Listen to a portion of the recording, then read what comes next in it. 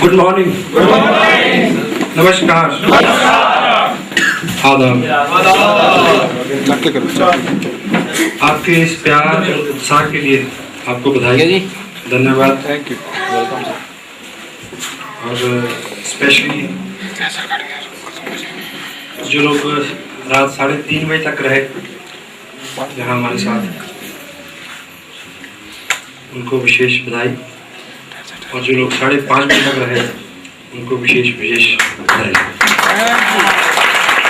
अनुग्रहित हूँ, full of gratitude उन सभी हालों हालात का जिसकी वजह से मैं कुछ कर पाया।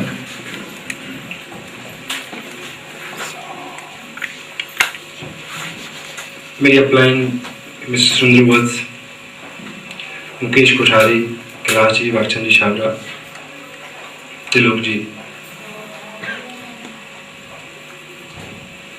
मेरी फैमिली, वाइफ, बच्चे, मेरे पेरेंट्स और वो सब दोस्त जिनके हिस्से का समय मैंने इस बिजनेस को दिया। और ईश्वर ने जितने भी उपकार किए, सबसे बड़ा कि एक किताब है बड़ी सोच का बड़ा जादू। उसमें एक इस बात का उल्लेख है कि जो जीवन जो है वो टेढ़ा मेढ़ा रास्ता है और हम सब लोग जीवन को जी रहे हैं और हमें पता है कि उसमें उतार चढ़ाव आते हैं। और सबसे बड़ी जो चीज हम ईश्वर से मांग सकते हैं, जिसमें मेरा अब तक का विश्वास रहा पिछले 20 साल का, हाँ, ये मैं कुछ देर पहले ही जान पाया कि असल में प्रार्थना कैसे करते हैं। ये किताब ईश्वर का सबसे महान चमत्कार, उसका उल्लेख पहले भी किया था। उससे मैंने सीखा कि असल प्रेयर कैसे होती है, प्रार्थना कैसे की जाए।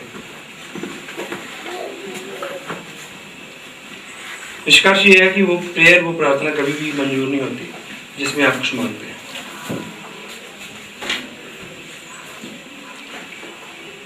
तो जब तक मैं अनजान था तो जो मैंने ईश्वर से सबसे ज्यादा मांगा वो ये 2 चीजें हमेशा,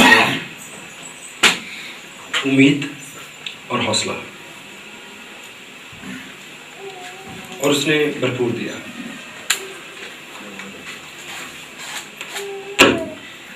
और प्रार्थना के बारे में बात हुई थी परसों शाम कि just deliver your thanks to God, you will get everything.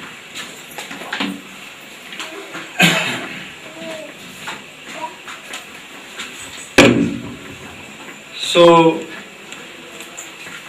जो नियम थे उसमें बख्शी, उसमें से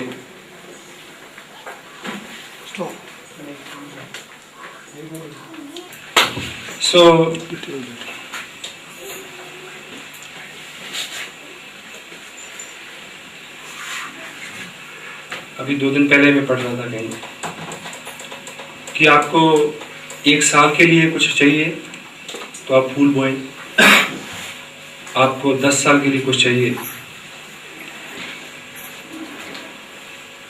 तो आप पेड़ लगाएं, आपको उम्र भर के लिए और पुष्ट दर पुष्ट के लिए कुछ चाहिए तो आप लोगों का निर्माण करें, लोगों में इन्वेस्ट करें, लोगों को डेवलप करें। तो खुदादात मालिकदात जो एसेट्स मेरे पास हैं, और वो अगर मैं बड़ी बात नहीं कह रहा तो वो आप सब लोग हैं, असल कमाई है।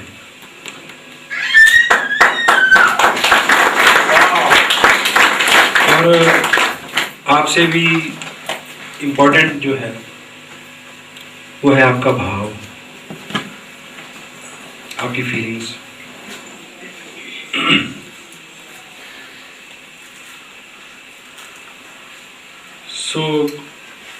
कुछ लोग अगर किसी व्यक्ति में अपना विश्वास व्यक्त करते हैं तो वो ईश्वर की कृपा के बिना नहीं होता, और जिस व्यक्ति में ये किया जाए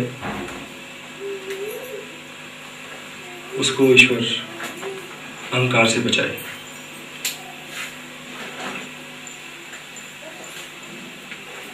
ये एक जिम्मेवारी है, और बीइंग लीडर मेरी, डॉक्टर साहब की और आप सबकी एक ही ड्यूटी है।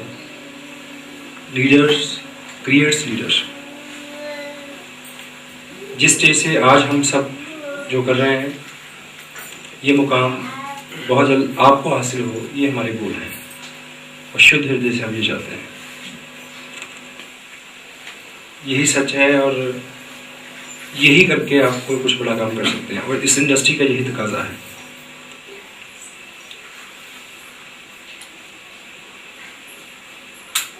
पिछले 2-3 दिन का भी समय निकला है,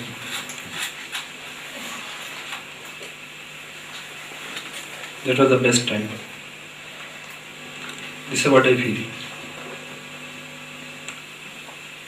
और जिन कंटेंट्स पे हमने इसमें बात की, उसको मैं थोड़ा थोड़ा आपको रिमाइंड करा दूँ संक्षेप में, कुछ ही समय में।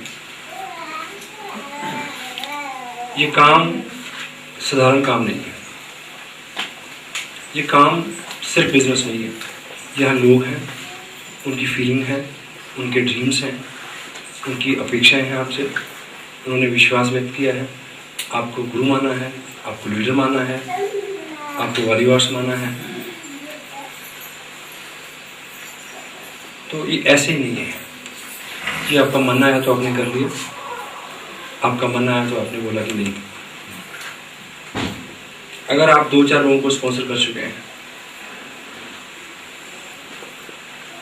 तो अब पीछे हटने के सभी पुल जल चुके हैं, ये आप माने। यदि आपने 2-4 लोगों को स्पॉन्सर कर दिया है, क्योंकि शुरू में जो स्पॉन्सरिंग होती है वो ऐसी होती है मजे मजे में। शुरू में हम एक ख्याल से इस बिजनेस में आ जाते हैं कि आसानी से हो जाएगा। कोई भी काम आसानी से नहीं होता। जो काम होगा, जो असल में रिजल्ट ओरिएंटेशन से जुड़ी हुई चीज़ होगी, उसमें दम लगेगा, आपकी फीलिंग हर्ट होंगी, आपको अपनी आकांक्षाओं और अपेक्षाओं के विपरीत कुछ रिजल्ट मिलेंगे। यहाँ आप आए, आपने शायद कुछ और सोचा हो, आपको कुछ और मिला हो, निराशा हुई हो किन्हीं चीज़ों को लेकर। That was a tough time. उसमें से निकलना, परिवार की तरफ से आप बहुत मेहनत कर रहे हैं, लेकिन पीछे से विरोध हो रहा है। आप उम्मीद कर रहे हैं कि परिवार में आपको एप्रिसिएशन मिलेगी, आप बहुत मेहनत कर रहे हैं, इससे रिवर्स हो सकता है। शुरू में ऐसे लगता है कि बस 2-4 लोग बनाए और पैसे बनने शुरू हो जाएंगे और अमीर बनेंगे। असली में ऐसा नहीं होता।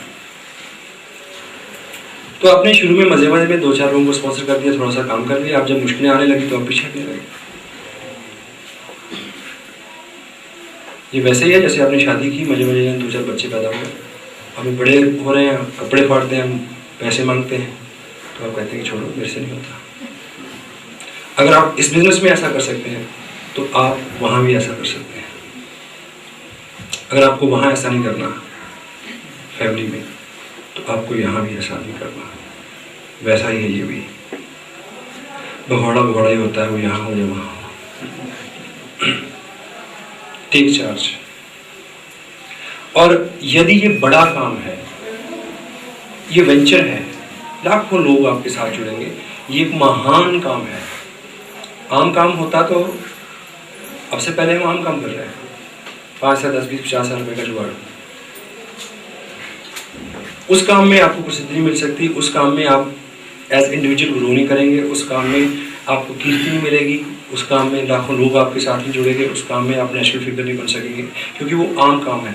अगर ये खास काम है तो इसकी कमिटमेंट खास चाहिए। Yes sir, no? तो यदि ये खास काम है तो आपका व्यक्तित्व खास होना चाहिए, खास होने की तरफ आपके कदम बढ़ जाने चाहिए। और जो खास आदमी होता है, जिसको कहीं पहुंचना होता है, वो बीच की उलझुल चीजों में उलझता नहीं है।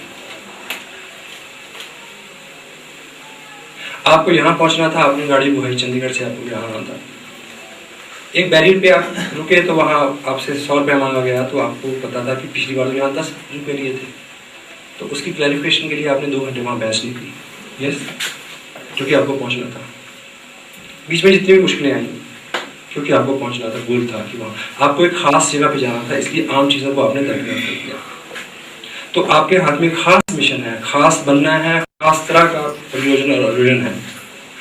तो इसमें जो आम चीज़ें हैं जो आपको रोक सकती हैं, उसमें लोगों के प्रति आपका जो एटीट्यूड है वो क्षमा का होना चाहिए। बेवजह का बोझ आप जो लादे हुए हैं उसके साथ आप बहुत तेज नहीं भाग पाएंगे। It is true.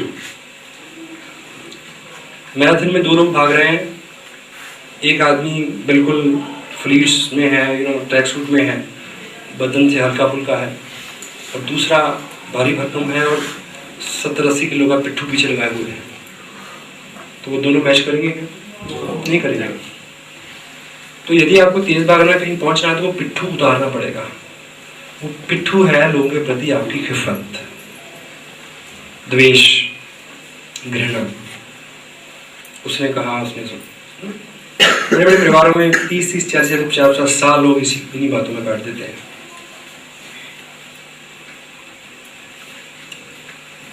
कि शादी में मुझे बुलाना है तो वो नहीं आना चाहिए, वो आ रहा है तो मैं नहीं आऊँगा। बताओ, आना उसका, उसकी शादी का आप खामखा बड़ा कर रहे हैं। हाँ जी। खास करके जो दमाद नाम का प्राणी होता है, 9वां ग्रह बोलते हैं उसको, 10वां ग्रह, उसको ये तकलीफ हमेशा होती है।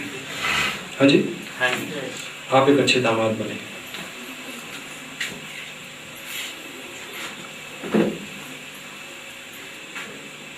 जयराम जी बोलो। सो इस तरह की 100 चीजें हैं आपके साथ। आपको ग्रो करना है तो you will have to be a person of convenience for others. Person of convenience. आप जहां जाएं लोगों को लगे कि वो आ गया, अभी अब तो अच्छा हो गया है, अब कोई टेंशन नहीं है। ऐसा ना हो कि आपके आने से उसका रंग उतर जाए कि वो आ गया,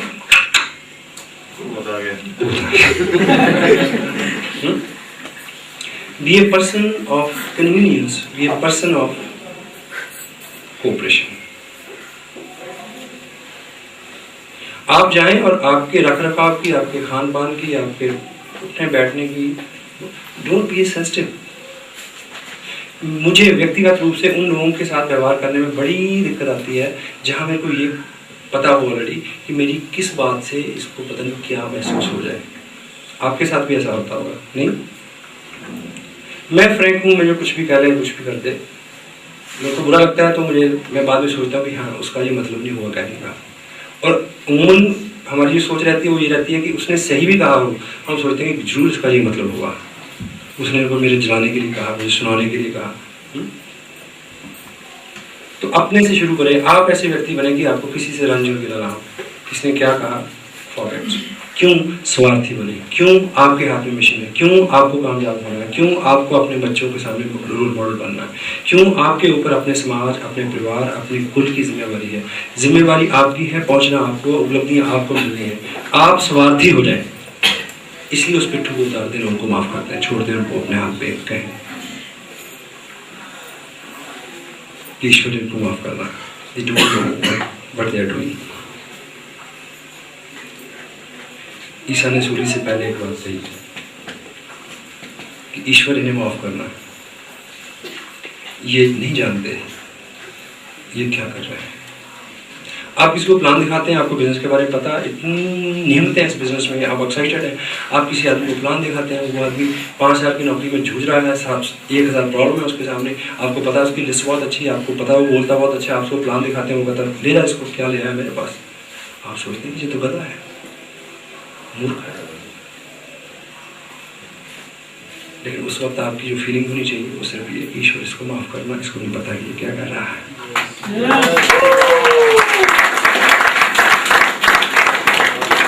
सो आपके हाथ में अभी एक अपॉर्चुनिटी है। अगर उसके ऊपर आपका जो बिहेवियर है वो थम सकिंग चाइल्ड का है कि मेरे लिए ये कर दो, मेरे को ये दे दो, ऐसा कर दो, वैसा कर दो, आप शर्तें लगाएं, एंटे रहें, अपलाइन से डाउनलाइन से, ये वो ब्ला ब्ला ब्ला ब्ला ब्ला। अपॉर्चुनिटी एक शब्द है, अपॉर्चुनिटी। एक चीज मैं बताऊं आपको, जो स्पिरिचुअल डिक्शनरी है उसमें अपॉर्चुनिटी शब्द को सौम्य और सभ्य शब्द नहीं माना गया। अपॉर्चुनिटी अच्छा शब्द नहीं है, मौका। हाँ जी, यानी उससे बू आती है फायदा उठाने की, स्वार्थ की। हेलो। लेकिन बिजनेस की टर्मिनोलॉजी में अपॉर्चुनिटी बहुत रिगार्डफुल वर्ड है। अपॉर्चुनिटी मौका है। किसी भी चीज को जो आपके पास है, जो आपकी तरफ आ रही है, उसको आप गारंटेड लेते हैं कि ये तो ऐसा ही बना रहेगा। आपके पेरेंट्स का एटीट्यूड आपके प्रति अच्छा है और आप गारंटेड लेते हैं कि इनका तो फर्ज है, तो हमेशा ऐसे करेंगे, भूल जाएंगे। आपकी मिसेज बहुत कोऑपरेटिंग है और आपको लगता है कि ये तो इसका फर्ज है, ड्यूटी है, टेक ग्रांटेड, इसको ऐसा ही करना है हमेशा, भूल जाए। मौसम अच्छा है तो उसका लाभ लें, अच्छा ही रहेगा। और एक पागल आदमी आपके पीछे पीछे है आज की आप काम कर लें और आप कामयाब हो जाए, डोंट टेक इट ग्रांटेड कि वो हमेशा आपके पीछे लगा रहेगा, उसको भी और मिल जाएगा और आप छूट जाएंगे।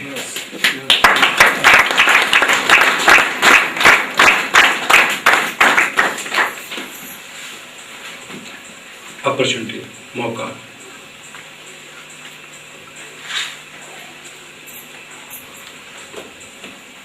Don't act like a social reformer. आपको पता चल गया जीवन कैसे होता है, आपको पता चल गया काम होता है, लोगों को अकल मत देते फिरे, समझाते मत फिरे, चुप रहें, अपने काम से काम रखें। जो लोग आपके ग्रुप में उनसे कंसर्न रखें, उनकी चिंता करें। सारी दुनिया को आप नहीं सुधार सकते। कृष्ण, गौतम, नानक, ईसा, मोहम्मद, ये सब या तो ईश्वर थे या ईश्वर के रिप्रेजेंट थे, सब हार के चले गए। गौतम की बात या कृष्ण की बात या नानक की बात या मोहम्मद की बात सबने मानी होती थी, दुनिया बहुत बड़ी अच्छी होती। हेलो। उससे भी बड़ी बात कि इनमें से जो भी पहले आया वो जिस भी धर्म को बिलोंग करता था, दुनिया में तब वही धर्म होता, एक ही धर्म होता, क्योंकि बात इतनी अच्छी थी, सबकी समझ में नहीं आई। और किसी भी महापुरुष को, किसी भी कामयाब व्यक्ति को, किसी भी रिफॉर्मर को उस वक्त के लोगों ने कभी नहीं समझा, पत्थर मारे नहीं हुआ तो बताइए। तो सबको सीख बांटते हुए क्लेश मोल ना लें, क्योंकि जैसे आप लोगों को शिक्षा देंगे वो आपको अपने से अपग्रेड समझेंगे तो आपसे नफरत करेंगे, जलेंगे, क्योंकि वो उनकी बेसिक फीलिंग है। हाँ जी। और ऐसे भाव उनके होंगे तो वो आपके रास्ते में रोड़े अटकाएंगे। ऐसा मैं नहीं कह रहा कि उन रोड़ों के अटकाने से आप अटक जाएंगे, तब भी अपने लिए क्यों मुश्किलें पैदा करें। स्मार्ट, मौके पे काम। पंजाबी में गिल दबड़ी का मुहावरा है, समझे? नहीं समझे? मैं गिल दब के समझाऊंगा। ऐसा होता है कि बारिश जब होती है, बत्तर सामने, गिल दबड़ा, कि बारिश जब होती है, बारिश के बाद जो खेत बारिश की वजह से सिंच जाते हैं, तो उनमें हल चलाया जाता है, या हल चले हुए खेत में बारिश हो जाए। तो बीज बोने के लिए एक बीज को 3 चीजें चाहिए होती हैं ताकि वो अंकुरित हो: हवा, नमी और टेम्परेचर। कीचड़ में बीज बो देंगे तो गल जाएगा। तो जब बत्तर आ जाए, जब उतना उसमें ठहराव आ जाए कि बीज बोया जा सके, उसको नमी भी मिल जाए, हवा भी मिल जाए और टेम्परेचर भी मिल जाए, वो मौका 24 से 36 घंटे के बीच में रहता है बीज बोने का। अगर आप लेट हो गए तो वो बत्तर निकल जाएगी, वो टाइम निकल जाएगा, तो वो किसान पिछड़ जाएगा।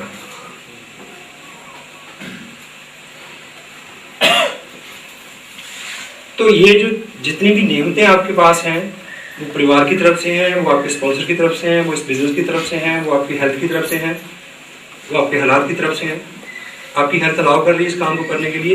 ये बत्तर दबा लें, कल का पता नहीं। हाँ जी,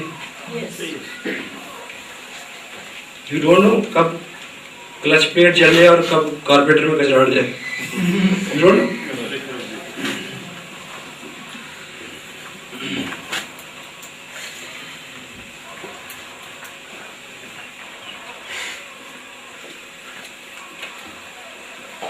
leaders never thinks themes and people granted. समझदार लोग कभी भी हालात को, मौसमों को, लोगों को, स्थितियों को ग्रांटेड नहीं लेते कि हमेशा रहेगी। वो ठीक समय पे अपॉर्चुनिटी को संभालते हैं, मौके का फायदा उठाते हैं। तो this is the right time.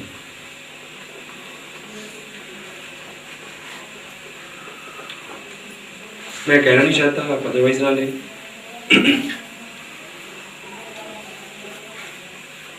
शुरू के 6 महीने मेरे को याद है, जिन लोगों के पास में जाके 3-3 दिन रुकता था कि आप काम करें, 100 फोन करता था मैं, आप काम करें। मेरे रिलेटिव हैं,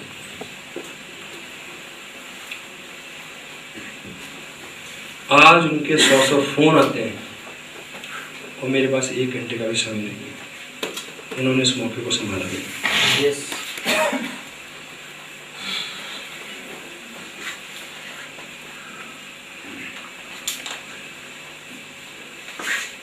आप में से कुछ लोग रात 10 बजे सोए, कुछ 12 बजे सोए, कुछ 3 बजे सोए, कुछ 5 बजे सोए।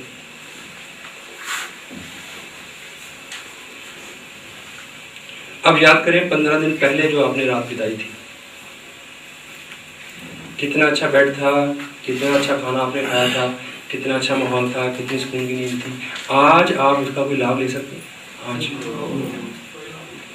15 दिन पहले जो आपने कष्ट झेला था, उसका भी आज के साथ सरोकार नहीं है। वक्त गुजर रहा है,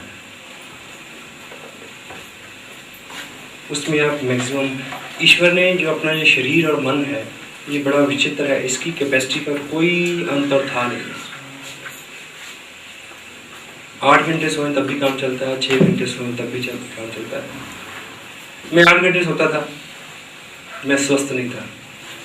मैं 2.5 घंटे सोता हूँ तो मैं पहले से ज़्यादा स्वस्थ हूँ, ज़्यादा एनर्जेटिक हूँ। डॉक्टर साहब आपके सामने एग्जाम्पल है।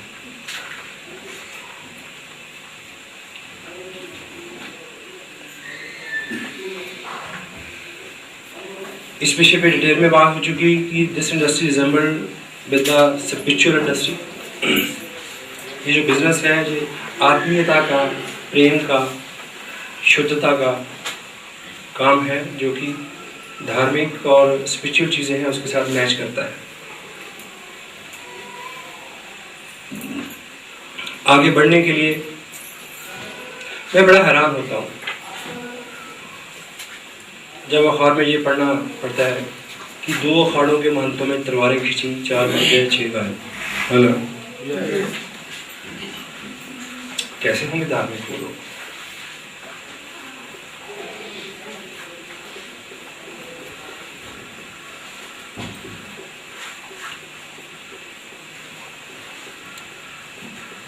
जो बोझ है आपके ऊपर, उसमें ईर्ष्या, द्वेष, ये एक बेसिक चीज है, उससे ऊपर है।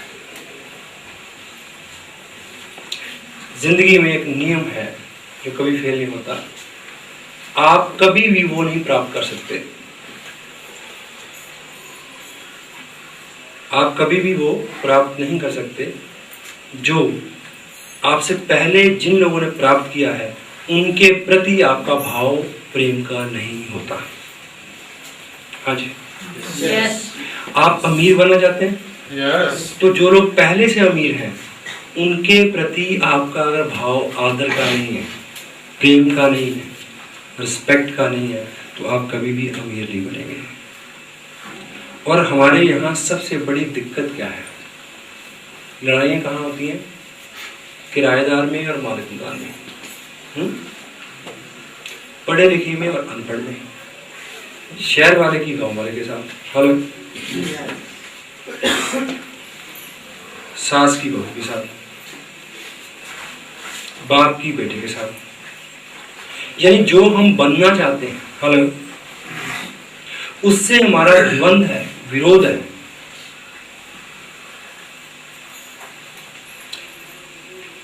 सबसे बड़ा ब्लॉक है।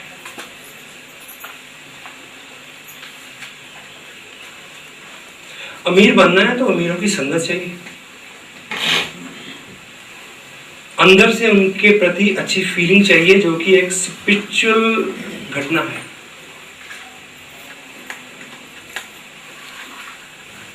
शुद्धिकरण है। कमजोर की ताकतवर के साथ घृणा है, द्वेष है, और वो ताकतवर बनना चाहता है। अगर ताकतवर बनना है तो जो पहले से ताकतवर है उनके प्रति आपकी फीलिंग अच्छी होनी चाहिए। केवल फीलिंग अच्छी करने से आप ताकतवर कब होंगे बात की बात है, उनकी आधी ताकत आपके साथ आ जाएगी। आपका अगर भाव उनके प्रति मैत्री का है, ट्राई टू।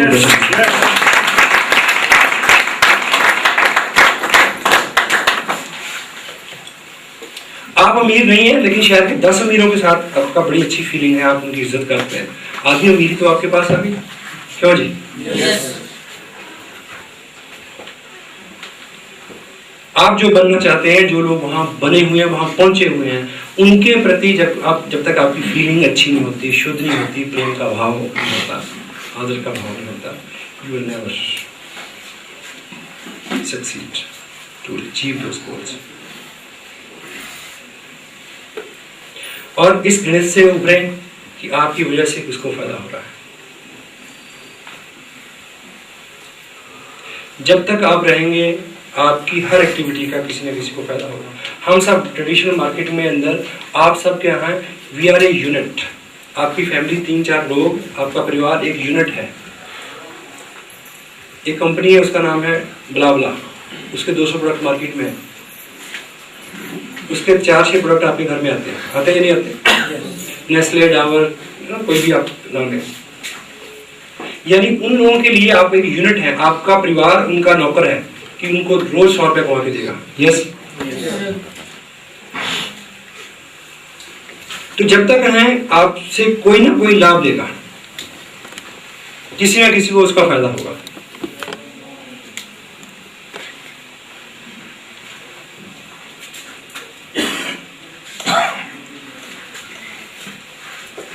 बड़ा अजीब भी लगता है।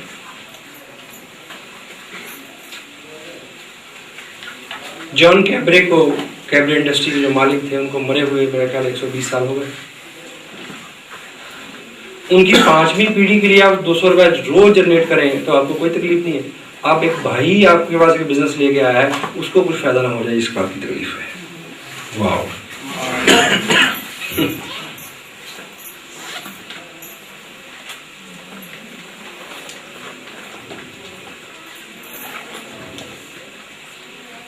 पंजाबी में बड़ी कहावतें हैं इस तरह की फीलिंग को प्रोजेक्ट करने के लिए।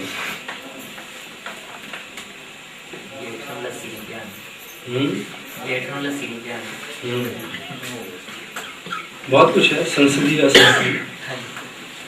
गुआंढियां दी कंध कहानी, गुआंढियां दी मੱਝ मारनी चाहे अपनी कंध कहानी ते और भाਵੇਂ मੱਝ चुक गया छड़े जेठ ਨੂੰ ਲੱਸੀ नहीं देनी। हाँ सही है, आप मारी टका के। So, जब तक आप हैं तब तक आप किसी न किसी के लिए कुछ ना कुछ जनरेट करेंगे।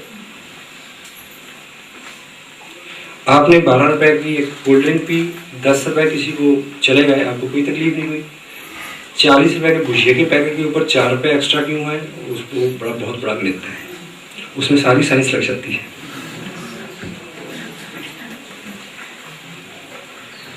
डॉक्टर साहब ने मेरे को बताया कि किसी व्यक्ति ने शिकायत की कि ये भुजिया तो बेसन का है ही नहीं, आलू का भुजिया, हाँ सॉरी आलू का भुजिया नहीं है, ये बेसन का भुजिया दे रही थी कंपनी, आलू का होना चाहिए। डॉक्टर साहब का मूर्ख आदमी, आलू 1.5 रुपए का 5 किलो आता है समटाइम सीजन में, और बेसन 16 से 24 रुपए का किलो ले लेना। बाद में तो अकल आएगी भी ऐसा ही है।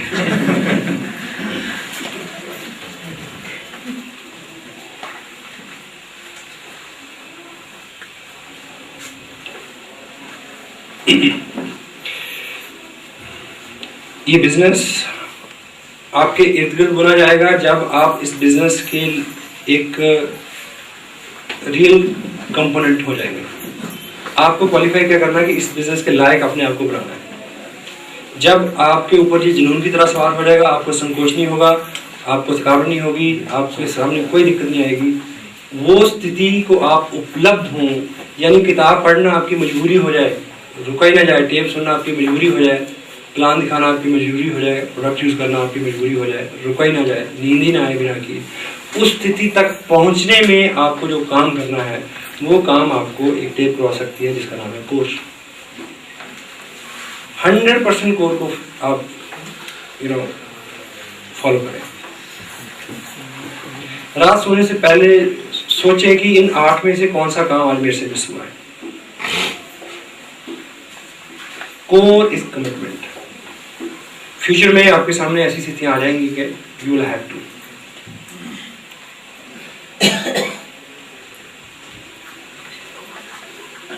Take charge of your business.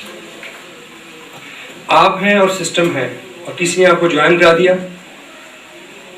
Plan दिखा दिया, ये समझा दिया कि प्लान कैसे दिखाना है, टेप सुनने का क्या फायदा होता है, किताब क्यों पढ़नी है, फंक्शन में क्यों जाना है। ये 2-4 एक्टिविटीज किसी ने आपके साथ एक हफ्ते में कर दी, उसके बाद उस व्यक्ति की कोई ड्यूटी नहीं है। अगर वो करे तो उसका फर्ज है, उसका अच्छा ही है, आपका राइट नहीं है। राइट फिर सिस्टम का बनता है। सिस्टम तक आपको पहुंचना है, सिस्टम में आपको प्लग इन होना है। इस बात को जितनी जल्दी आप समझ लें उतनी जल्दी आपका उद्धार हो जाएगा। क्योंकि यदि आप किसी पे निर्भर होकर बिजनेस करते हैं, दूसरे व्यक्ति की निर्भरता जो है वो सारी उम्र आपके साथ नहीं रह सकती। हाँ जी, स्वयं सेल्फ डिपेंडेंट हो। और आरसीएम क्या है? बिजनेस। बिजनेस इन्वेस्टमेंट से जुड़ता है हमेशा। ये थ्योरी और गणित गलत है कि 500 रुपए का चेक आएगा तो 200 रुपए खर्च करके मीटिंग में जाऊंगा, नहीं तो नहीं जाऊंगा। आप ये बिजनेस करने निकले हैं, आपका ये प्रश्न है कि मेरे पास पैसे नहीं है, कैसे करें? आपको क्या लगता है कि अगर रतन टाटा को कल कोई नई फैक्ट्री लगानी है तो उसके पास पैसे हैं? नहीं।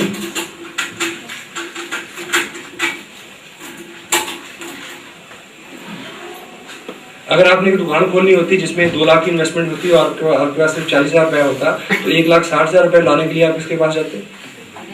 बैंक में, स्पॉन्सर के पास तो नहीं जाते ना। यहाँ कुछ ऐसा होता है। फाइनेंशियल रिस्पॉन्सिबिलिटी और रिस्क।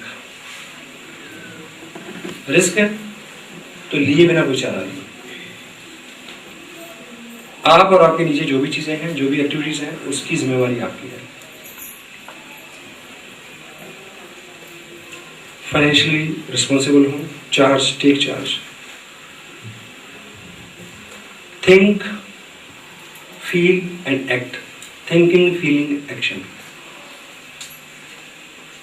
ये एक लाइन में जब आ जाएंगे तो आप कामयाब हो जाएंगे। इन तीनों को एक लाइन में लाने के लिए ही टेप्स बुक्स फंक्शन का कंसेप्ट है।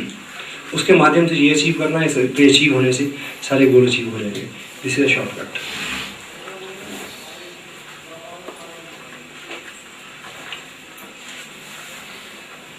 अपने आप को मोटिवेशन देना, अपने आप को मोटिवेट रखना आपकी ड्यूटी है। हाँ जी,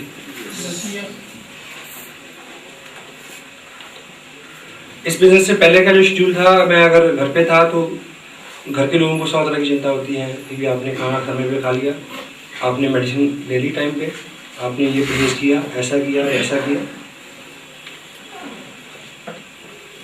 तो आदमी भी उन पे छोड़ के रखता है। अब पता है कि बाहर रहना है तो खुद ही मालिक है अपने, खुद ही अपने केयर टेकर है, खुद ही अपने माँ बाप है, खुद ही निराश होना है और खुद ही आशा से भरना है, खुद ही रूठना है और खुद ही अपने आप को मना लेना है, खुद ही रोना है और खुद ही को अपने को चुप रहा है। अपने माई बाप से हो जाए। आपको पता है कि क्या करने से आप नीचे आते हैं, डिमोटिवेट होते हैं, डिस्करेज होते हैं, और क्या करने से आप मोटिवेट होते हैं, ये भी आपको पता है। तो जब डिमोटिवेट हो तो अपने आप को वहां ले जाएं जहां से आप मोटिवेट हो सके। मोटिवेशन जो है हर उस व्यक्ति को चाहिए जिसको फ्यूचर में कुछ करना है।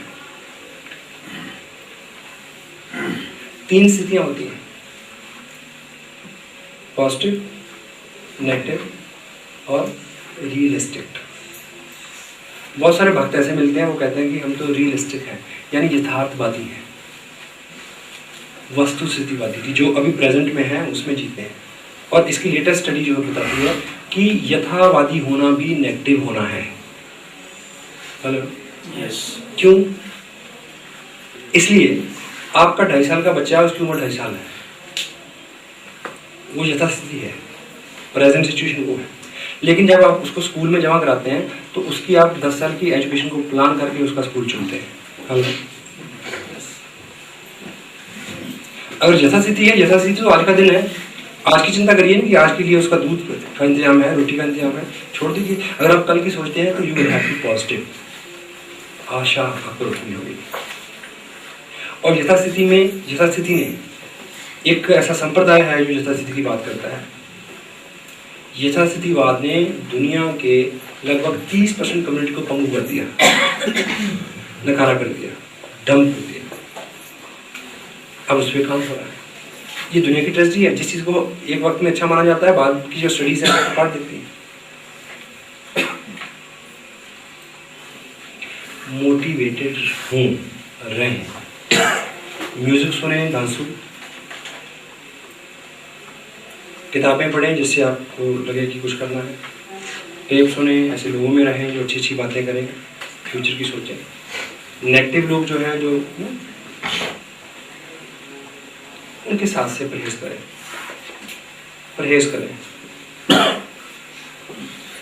ब्लंट हो गए, अगर आपको लास्ट स्टेज में कहना पड़े तो कह दें। मुझे आप अपने एक रिश्तेदार को कहना पड़ा जी, बहुत क्लोज रिलेशन में, कि प्लीज़ आप मेरे घर ना आया करें। बहुत बुरा लगा मुझे। उसके बाद वो आए नहीं, पर मैंने बहुत बर्दाश्त करने के बाद ऐसा मेरे को बोलना पड़ा, क्योंकि उन्होंने आके मुझे पता है एक ही बात करनी है जिससे मैं डिस्चार्ज हो जाऊँ। मैं अलग रहता हूँ, काफ़ी दूर रहता हूँ घर से, और कुटुंब में जो भी कोई आदमी एक बार आ जाए मेरे पास एक दिन के लिए, उसको कई सारी खबरें लगता है। उसकी भैंस को उसका कट्टा चुन गया,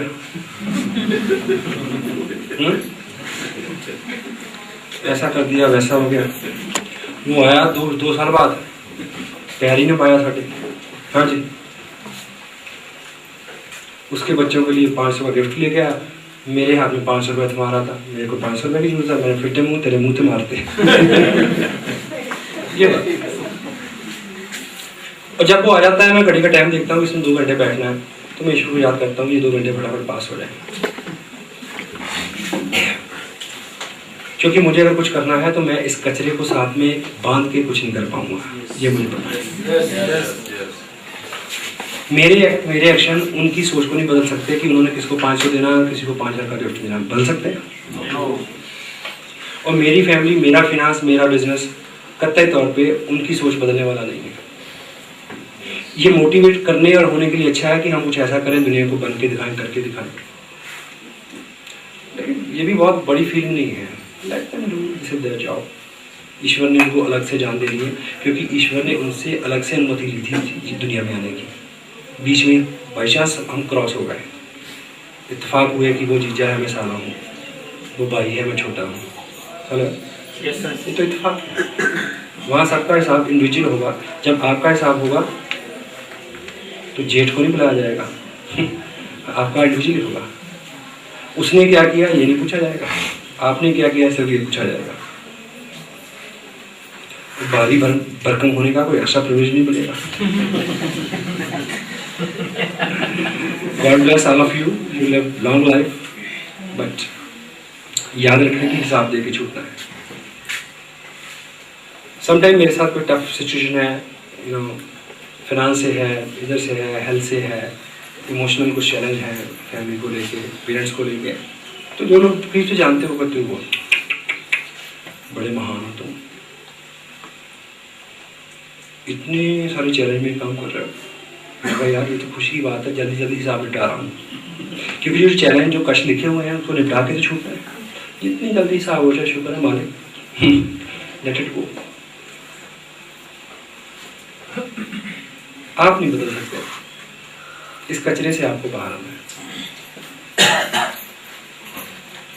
लोगों को शिक्षा देना, लोगों को समझाना, ये वो ब्ला ब्ला ब्ला, डोंट, एक मल्टी लेवल मार्केटिंग की सबसे हायर एजुकेशन की सबसे गंभीर कोटेशन है, don't try to be a counsellor और financial advisor, social worker and social reformer. ये गलतफहमी मत होने दें अपने आप को। बेवजह की दी हुई सीख, अभी मैं बात कर रहा था मौके को संभालने की, और एक बात है कि बेवजह दी हुई सीख। एक छोटा सा दृष्टांत है जिसमें दोनों का बड़ा अच्छा उल्लेख है। आजकल बारिश हो रही है, आपको पता जितने भी जीव जंगल में रहते हैं सभी अपने अपने रहने का इंतजाम करते हैं। हेलो, सिवाय बंदर के।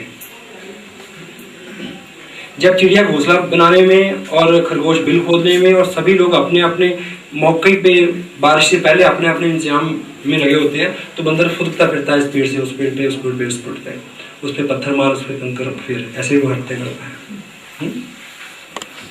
जब बारिश होती है तो सभी जीव अपने अपने घोंसलों में बड़े आराम से होते हैं। वो भीगता फिरता कभी इस पेड़ के नीचे कभी उस पेड़ के नीचे, ऐसे देता ऊपर तो बारिश का फटेगी नहीं हटती क्योंकि मौका चुका।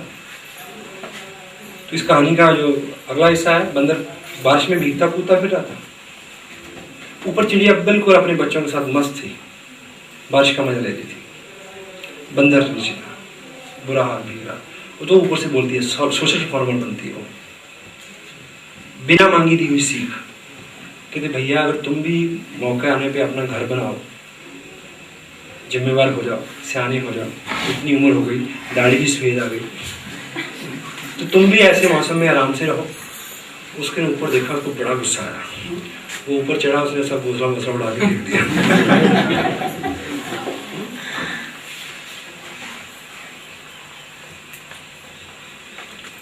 आकाशवाणी हुई, किसी ने कहा था कि बिना मांगे शिक्षा दो किसी को। Focus on you.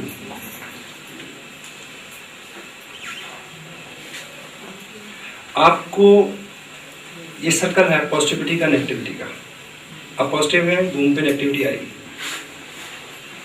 लेकिन उसका डाया अभी 30% पॉजिटिव है और 70% नेगेटिव है, तो ये कम होता जाएगा, रहेगा। आपको तय करना है कि आपको जब आप नेगेटिव हो तो किस तरह से पॉजिटिव होना है। मुझे शुरू के दिनों में मुझे याद है कि सिस्टम में एक ब्रेकडाउन हो गया, कुछ बहुत बुरी खबर मैंने सुनी, उसके तुरंत बाद मुझे बस पकड़नी थी। इतने बुरे बुरे ख्याल मन में आ रहे थे। एक्चुअली क्या है कि जब बुरे ख्याल आते हैं तो हमें बहुत रिझाते हैं, हमें बड़ा आनंद आता है। मतलब अब मुझे उस लैग को तोड़ना था, तो मेरी जिम्मेवारी थी कि वो लैग टूटे। तो मैंने एक किताब निकाली, जैसे ही मैं 4 लाइन में पढ़ूँ और फिर दिमाग वहाँ चले जाए। जबरदस्ती करते करते करते करते मैंने अपने दिमाग को उसमें लगाया, क्योंकि वो जो घटना घटी है उससे जो नुकसान हुआ एक नुकसान है, अब मैं जो सोच रहा हूँ बार बार उसके बारे में, उससे वो दूसरा नुकसान होगा। 2 नहीं होने चाहिए, ये काफ़ी है। शेर का बच्चा, मिजरी लव्स अ कंपनी, एक दुख दूसरे को बुला लेता है। और दिमाग की जो स्थिति है, आदमी का दिमाग बहुत फर्टाइल है। यदि हम इसमें अच्छे बीज नहीं बोएंगे तो कुछ ना कुछ तो उगेगा ही। हेलो, यदि आप इसमें अच्छे कर्म, अच्छे विचार नहीं बोएंगे तो कुछ ना कुछ तो उगेगा। जो कुछ ना कुछ उगेगा वो उपयोगी नहीं होगा। वो उसकी फर्टाइल लिमिट को भी कम करेगा और नुकसान भी देगा। पता आपको इस बात का? अगर आप अच्छी बातें नहीं सुनोगे, अच्छी काम नहीं करोगे, अच्छे विचार नहीं करोगे, अच्छी किताबें नहीं पढ़ोगे, अच्छी जगह पे अच्छी संगत में नहीं बैठोगे, तो अच्छे बीज नहीं बोओगे, तो तब भी दिमाग में कुछ ना कुछ तो उगता ही रहेगा जंगल। एक बात। दूसरी बात, जब भी आप कोई अच्छा बीज बोएंगे, प्रकृति का नियम है, जो आप बोते हैं उसके उगने से पहले वो उगता है जिसको आपने नहीं बोया होता। हेलो, खेत में आप गेहूं बोते हैं तो गेहूं उगने से पहले क्या होता है जो वो आपने बोया नहीं होता। तो आपने उत्साह का, पॉजिटिविटी का, स्पिरिचुअलिटी का, फ्यूचर का अच्छा बीज बोया अपने दिमाग में, उसके उगने से पहले क्वाड उगेगा, नेगेटिव चीजें उगेगी। ये नियम है, नहीं बच सकते। लेकिन असली बीज को कौन उसका फल लेगा? जो उस कुआं को निकाल देगा किताबों के माध्यम से। हेलो, क्यों यहाँ पे इतने एक्साइटेड लोग हैं कि कूदें तो छत फाड़ के आगे चले जाए, है ना? Yes yes yes yes yes. लेकिन ये एक्साइटमेंट है कि अच्छे बीज बोए गए, भगवान ना करे, लेकिन ऐसा होगा कि अगले हफ्ते कुछ लोग इसमें से गुम हो जाएंगे, वीर गति को प्राप्त हो जाएंगे, दोबारा कभी नजर नहीं आएंगे। अगले पैकेज की टिकट लेके भी जाएंगे तब भी नहीं आएंगे। क्यों? क्योंकि जो बीज उन्होंने बोए वो तो बोए, लेकिन नियम और प्रकृति के नियम के मुताबिक जो खरपतवार उगा, कबाड़ उगा, उसको उन्होंने नहीं संभाला, इसलिए बीज अंकुरित होने से पहले ही मर गया। साथ में मर गया करोड़पति होने का प्लान। सो बीज बोना, गुठली तो अंधा भी बो देता है, काम है उसकी संभाल, पेशेंस, और रूटीन में किया गया उसके ऊपर काम।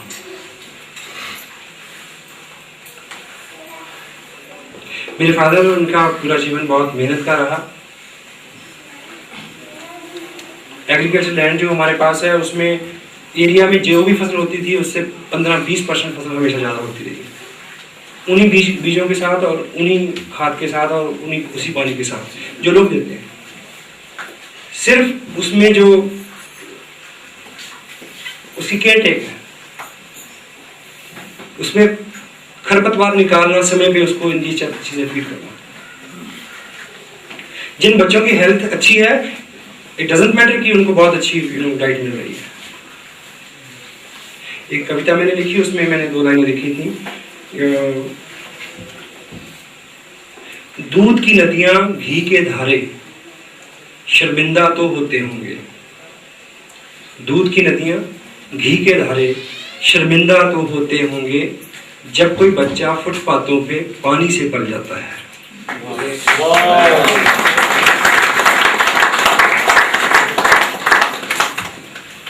So it is not true कि अच्छी खुराक और अच्छा ये अच्छा करेगा। बेसिक चीज है कि उसके ऊपर जो उसकी केयर टेक है। एनीवे, सो आपको अपनी जिम्मेवारी लेनी होगी कि आपका दिमाग सही दिशा में चले, उसकी लगाम आपके हाथ में है।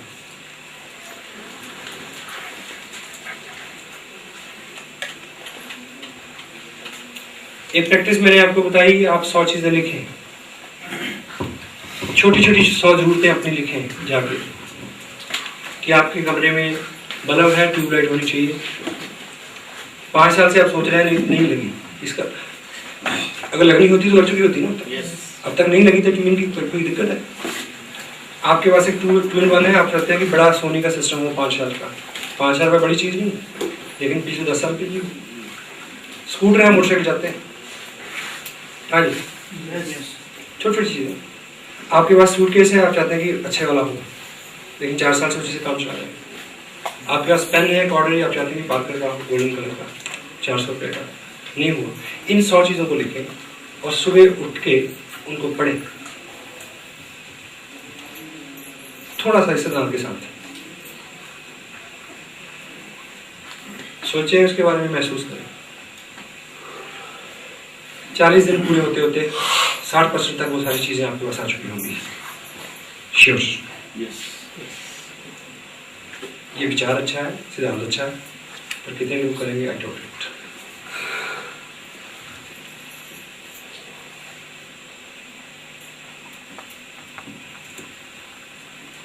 एक शब्द आता है रिप्ले, सबने सुना? कैसेट को क्या कहते हैं? रिप्ले। मैच देखते हैं तो उसमें क्या आता है? रिप्ले। बहुत खतरनाक है ये।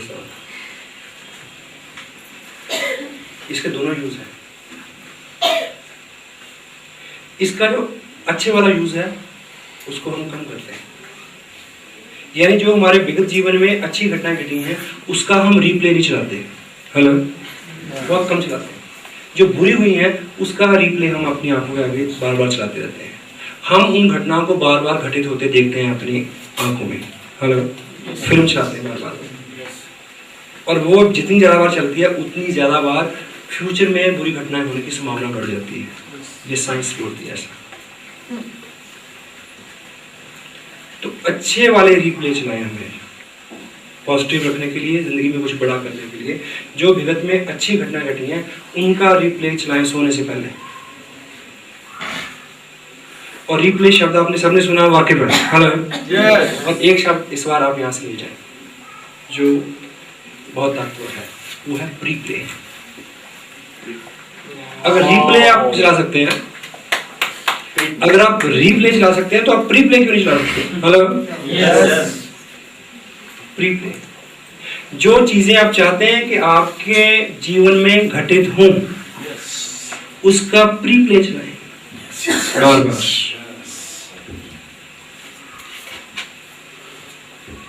नॉर्मल फील्ड,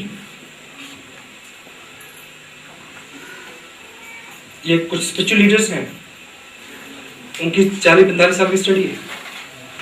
लोगों ने बड़े बड़े काम कर दिए प्री प्ले की ताकत से। आपको लड़की चाहिए, प्री प्ले चलाएं उसका बार बार, बार बार देखें कि आप ले रहे हैं, हेलो। बार बार देखें कि आपके टाउन में सबसे बड़ा जो हॉल है वो खचाखच भरा हुआ है, बैठने की जगह नहीं है, और आपकी फैमिली, आपके बच्चे पहली सीटों में बैठे हुए हैं, और आपके अपलाइन में सबसे जो प्रिय लीडर है उसके हाथ में माइक है, और कुछ लोगों की रिकग्निशन हो चुकी है, कुछ की होनी है, और आपका नंबर कभी पड़ता है, और लोग अभी आपका नंबर आ गया, माइक से अनाउंसमेंट होती है। Ladies and gentleman, we are here to celebrate the success of a very dynamic leader or couple. He did many marvelous things towards this business. He faced many odds. He did very hard, but now he has succeeded. So, ladies and gentlemen, please rise upon your places. Rise upon your places. I give him very warm, thundering, loudly, cheerful welcome. None other than Mr. You. Every individual of you can come. This only replay can change your life. This replay can change your life in business, in the other achievements in your life. Have it. Main message. Replay your success. Replay your replay the things which you need to work in your future. Make it. Do it.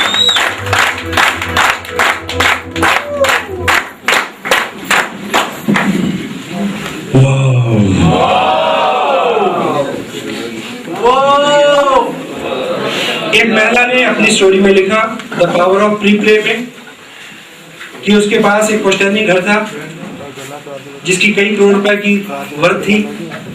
वो एक window थी, उसके पास कोई सहारा नहीं था, वो कमजोर थी, बूढ़ी थी, बीमार थी, और उस करोड़ों रुपए की जायदाद में कोई बहुत शक्तिशाली धन पशु रहता था।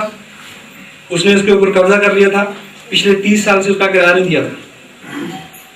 उसने इस प्री प्ले पावर के बारे में सुना और उसने उसका यूज करना शुरू किया। वो सुबह उठ के हर रोज आंखें बंद करके प्री प्ले चलाती। क्या कि वो जो धन पशु है वो पिछले 30 साल का किराया एक बक्से में डाल के उस बक्स के ऊपर उस घर की चाबी रख के उसके बस लेके अंदर आ रहा है और उसके पाँव छू रहा है। रोज वो इस प्री प्ले को चलाती थी, सुबह दोपहर शाम, सुबह दोपहर शाम प्री प्ले कि वो आ रहा। अभी उसने घंटी बुलाई, अंदर आया, देखो उसके हाथ में बक्सा है लाल रंग का, उसके ऊपर चाबी पड़ी है, घर खाली है। वो मेरे को सौंपने आया है और साथ में ये आभार व्यक्त करता है कि माता जी आपने मेरा बहुत साथ दिया, मैं पापी था, मैं गुनहगार हूँ, मैं क्षमा चाहता हूँ। ये 30 साल का किराया, ये आपके मकान की चाबी, आप मालिक हैं, मेरे को आशीर्वाद है, मेरे को माफ कर दे। इस प्री प्ले को चला चला चला चला चला चला के 3-4 साल पे ऐसे घटना घटी कि एक दिन घंटी बजी, वो आदमी उसी तरह का लाल रंग का बैग लेके आया जिसमें 30 साल का किराया था और चाबी रखी थी, और वही चाबी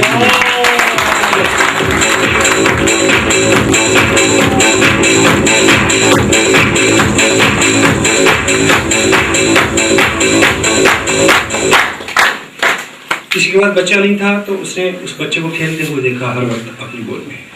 pre play, pre play. Personally मेरे पास रिजल्ट है।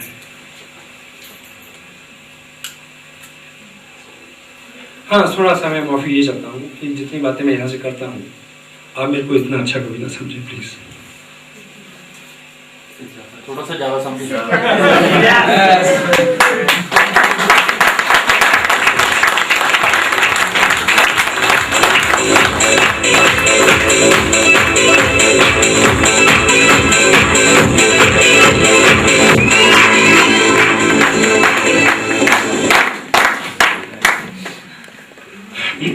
आजकल मेरे फादर हैं, उनका स्वास्थ्य ठीक नहीं है, तो उनकी नेचर है शुरू से। मैं पिछले 20 साल से कमा रहा हूँ, बड़े भाई हैं वो सेटल हैं, उनमें से 3 लोग फॉरेन में सेटल हैं। तो हमारे पास कुछ भी हो, कितना भी हो, और जब भी हम उनसे मिलेंगे और जब विदा होंगे तो फटाक से वो अपनी जेब में हाथ डालेंगे, कुछ देने के लिए। तो इन दिनों वो एक्टिविटी नहीं है उनके साथ, और मैं रिप्लेस करता हूँ कि मैं उनके पास खड़ा हूँ, उन्होंने तो जेब में हाथ में डाला और मेरे को निकाल के कुछ दिया।